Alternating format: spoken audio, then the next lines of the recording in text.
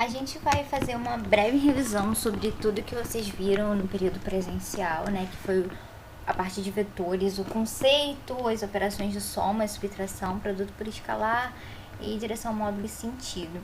Então, o que é vetor? Vetor vem da palavra latim que significa condutor.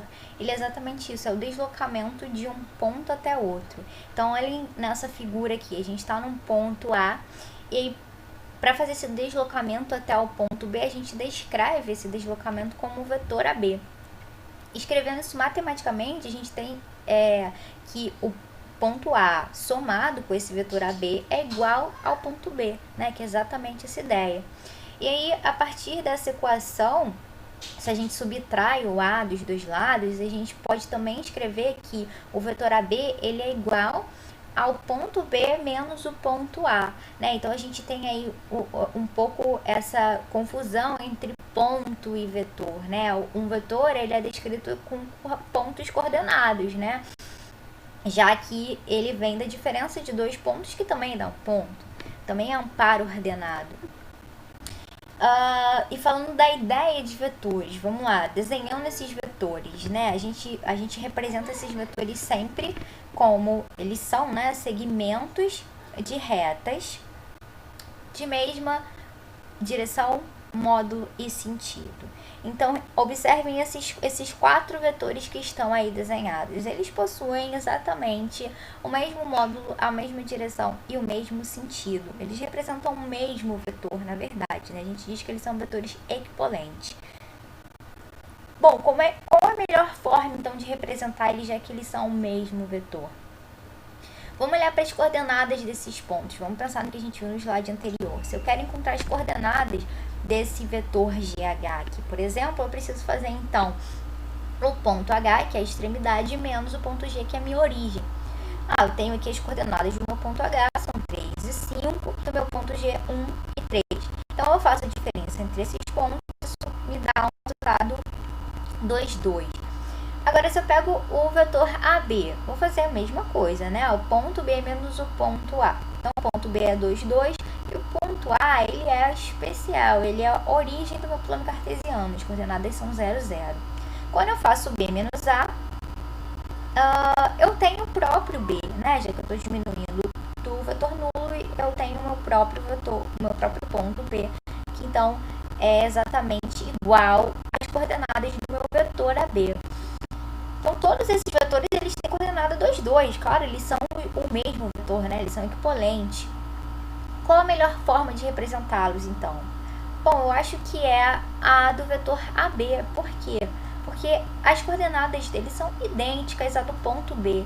Então, para eu referenciar esse vetor, basta eu referenciar as coordenadas do meu ponto extremo, né? Da minha extremidade. E a gente diz, então, que esse vetor está na posição canônica, na forma canônica. Isso, então, são vetores com origem na origem do meu plano cartesiano. Ou seja, as coordenadas dele, do vetor, são iguais às coordenadas da extremidade. Beleza? Bom, a gente falou ali em direção, módulo e sentido. Módulo, então, é o tamanho do meu vetor. Como é que eu calculo o tamanho do vetor, né? O comprimento, o módulo. Então, um vetor ele pode ser desenhado em qualquer posição do espaço. A forma canônica está lá, a origem do vetor na origem do meu plano cartesiano. E aí eu posso sempre representar o vetor, né, na forma canônica, com a origem na origem. Então, eu vou escolher isso para facilitar a minha vida, né, na hora de eu calcular ali meu módulo. Então, dado o vetor nessa posição, eu vou desenhar um triângulo retângulo. E eu posso desenhar em cima ou embaixo, tanto faz, né? Eu preciso de um triângulo retângulo onde o meu vetor é a hipotenusa desse triângulo. E aí, bom, fiz esse desenho aqui. Quais são os tamanhos dos catetos desse triângulo retângulo? A gente vê na figura que o cateto verde, ele é exatamente do mesmo tamanho que a ordenada do meu ponto B, né? Da extremidade do meu vetor. E o cateto vermelho, ele é exatamente do tamanho da abscissa do meu ponto B, ou do meu vetor, né? Já que essas coordenadas são iguais, do vetor ou do ponto B, já que esse vetor está na posição canônica. né? Observem aqui que para a gente achar a abscissa, a gente traça exatamente esse segmento em verde, e aí a gente chega aqui no tamanho desse cateto em vermelho, né? E aí, bom, é só eu aplicar agora o Teorema de Pitágoras. Eu quero achar o tamanho da hipotenusa, mas eu conheço os catetos, maravilha.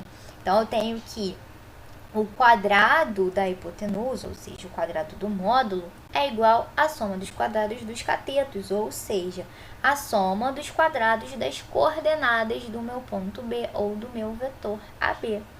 Então, ficou fácil, né? Agora, e a direção e o sentido? Bom, antigamente, como é que as pessoas se orientavam, né, para navegar, por exemplo, para andar numa floresta ou coisa assim, usando a bússola. Com a bússola a gente consegue definir para onde está o norte, o sul do nosso planeta, né? Agora, será que essa definição de direção e sentido usando a bússola, ela é bem precisa? Como é que a gente consegue dizer qual a direção e sentido desses vetores usando uma bússola? Sei que tá ali entre o norte e o nordeste, mas bom, isso não é muito preciso, né? Para eu definir a direção e sentido de maneira precisa, a gente define o ângulo entre vetores. Então, se eu tenho dois vetores que não precisam estar exatamente na mesma origem, mas eu posso transferir eles para a mesma origem, né? Então, se eles não estão na mesma origem, eu tenho vetores U e V, eu transfiro, por exemplo, o vetor U, a origem dele, para a origem do meu vetor V. E aí pronto, eu tenho dois vetores com a mesma origem. A gente define o ângulo entre eles como o menor giro de um vetor para o outro, né? Eu tenho sempre dois ângulos aqui, né? O menor e o maior, ou de dentro e de fora. A gente define o ângulo entre os vetores como o menor entre esses ângulos, beleza? Tá, então já sei o que é o ângulo. E eu vou usar isso para definir a direção e sentido. Se a gente calcular o ângulo que o eixo X forma com o nosso vetor, né? Quer dizer, se eu parto da parte positiva do eixo X, se eu giro no sentido anti-horário até o meu vetor, eu tenho lá um ângulo definido, eu calculo um ângulo. Esse ângulo, ele vai me dar precisamente a direção e o sentido do meu vetor. Então, observem nessas duas figuras, nessas duas primeiras, dessa primeira coluna, né? A gente tem dois vetores que são paralelos, eles têm a mesma direção, né? Se a gente colocar uma reta sobre esse vetor de cima e outra sobre o vetor de baixo, essas retas são paralelas. Então, esses vetores, eles têm a mesma direção, né? A direção ela pode ser definida por uma reta. E dada a direção, definir a direção, aí eu tenho dois sentidos para escolher, ou para um lado ou para o outro. Então, esses dois vetores, eles têm a mesma direção, mas têm sentidos diferentes, sentidos opostos. Um vai para cima, o outro para baixo. Beleza? E eles formam ângulos distintos com o eixo X, né? Reparem que esse primeiro, se eu parto da parte positiva do eixo X, até chegar ao vetor, quantos graus que eu ando? Bom, esse cara, ele tá dentro de um quadrado, né? Observem que as coordenadas dele são iguais a 1. Então, ele é exatamente a diagonal de um quadrado. Bom, a gente sabe lá de geometria básica que a diagonal de um quadrado divide o ângulo em duas partes iguais. E o ângulo de um quadrado é de 90 graus. Então, esse ângulo é de 45 graus. Esse ângulo define, então, de 45 graus a direção e o sentido desse vetor, dessa figura, né, dessa primeira figura.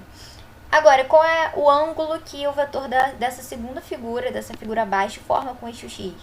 Agora é diferente, é 225 graus. Né? Realmente, se eu partir da parte positiva do eixo X e eu girar até o meu vetor, eu faço um giro bem maior. Né? Eu passo aqui pelo primeiro quadrante inteirinho, depois pelo segundo quadrante inteirinho, e aí eu tenho mais um pedaço no terceiro quadrante. Que pedaço? De novo, esse cara está no quadrado.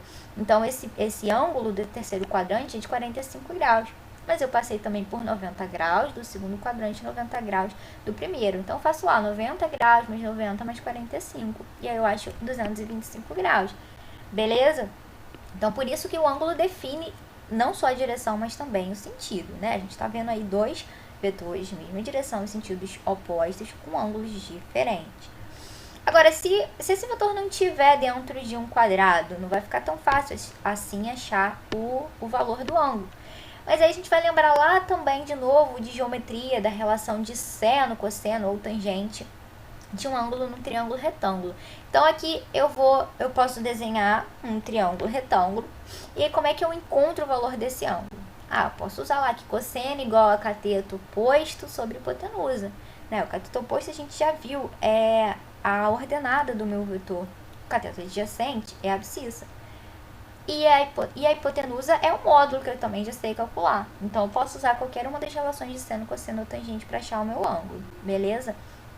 Para essas partes, né? Para essa parte, para esse ângulozinho em cada quadrante, né? Nessa figura aqui a gente tem o quê? 90 graus mais um pedacinho. Como é que eu acho esse pedacinho? Eu faço um triângulo retângulo aqui só no segundo quadrante, beleza? Nesse último, eu tenho 90 graus do primeiro quadrante, mais 90 do segundo, mais 90 do terceiro, mais um pedacinho, ok? Reparem que, diferente da definição de ângulo entre dois vetores, que era o menor giro entre os vetores, aqui eu tenho exatamente o giro partindo da parte positiva do eixo x, girando no sentido anti-horário até chegar no meu vetor, tá? Não é mais o menor giro, beleza? Agora vamos fazer um exercício aqui bem rapidinho pra gente ver como achar, então, o módulo de direção no sentido de um vetor. Então, tem esse vetor aqui de coordenadas 2 e menos 2. Como é que eu acho o módulo? Vou usar Pitágoras. Então, o módulo ao quadrado é igual à soma dos quadrados dos catetos, que são as coordenadas do meu vetor, 2, menos 2, né? E 2. Mas como vai levar ao quadrado, esse sinal vai sumir, né? Se a gente pensar em medida, a medida dos catetos são 2 e 2, positivo. E aí eu tiro a raiz quadrada dos dois lados, então eu tenho que o meu módulo vai ser a raiz quadrada da soma dos quadrados das coordenadas, que aqui nesse caso vai dar raiz de 8. E em direção e sentido? A gente viu que basta calcular o ângulo que o vetor forma com a parte positiva do eixo x. Então, aqui a gente tem que ele passa pelo primeiro, segundo e terceiro quadrante. Então, eu vou somar 90 graus 3 vezes.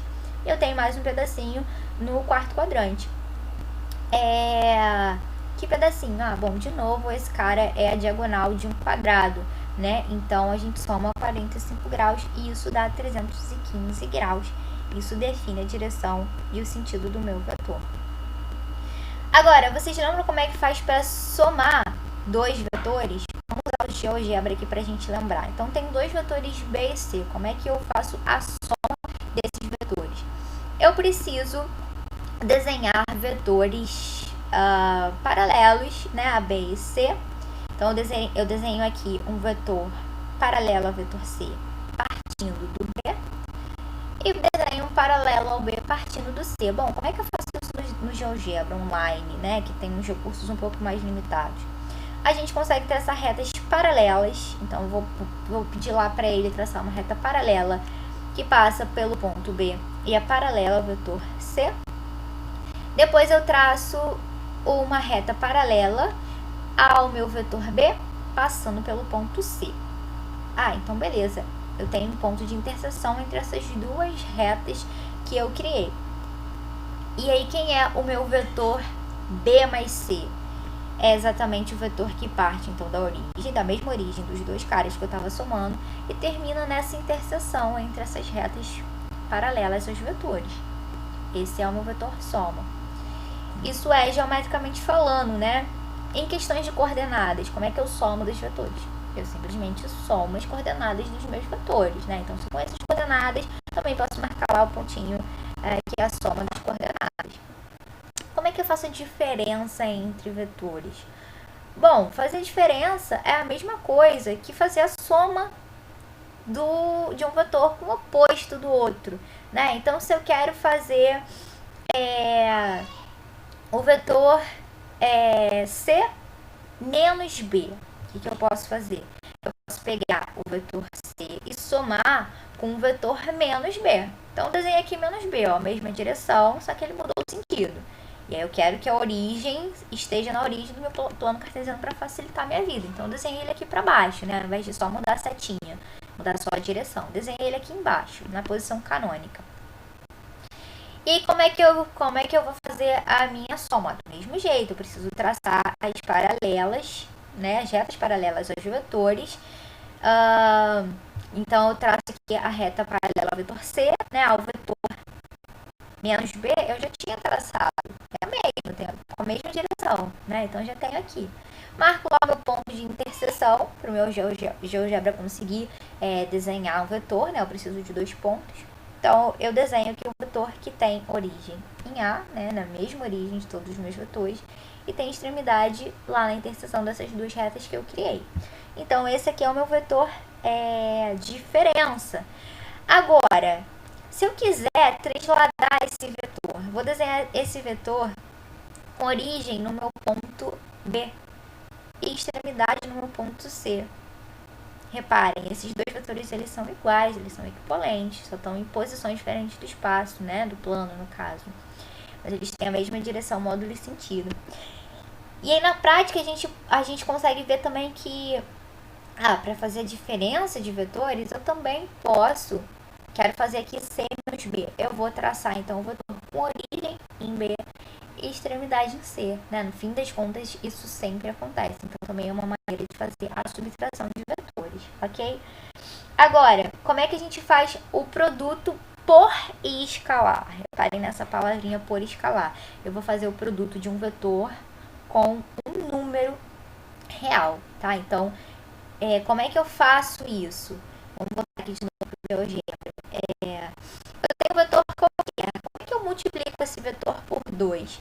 Quando eu multiplico um vetor por um número, eu só altero o módulo desse vetor. Então, se eu multiplicar por 2, vou desenhar aqui 2 vezes o vetor U. O que acontece? O meu módulo ficou multiplicado por 2. Eu estou dobrando o tamanho do meu vetor. Estou mantendo a direção e o sentido. Como é que a gente faz isso algebricamente? Como é que eu multiplico um vetor por 2? Eu multiplico as coordenadas por 2. Então, a gente vê que na prática eu mantenho a direção.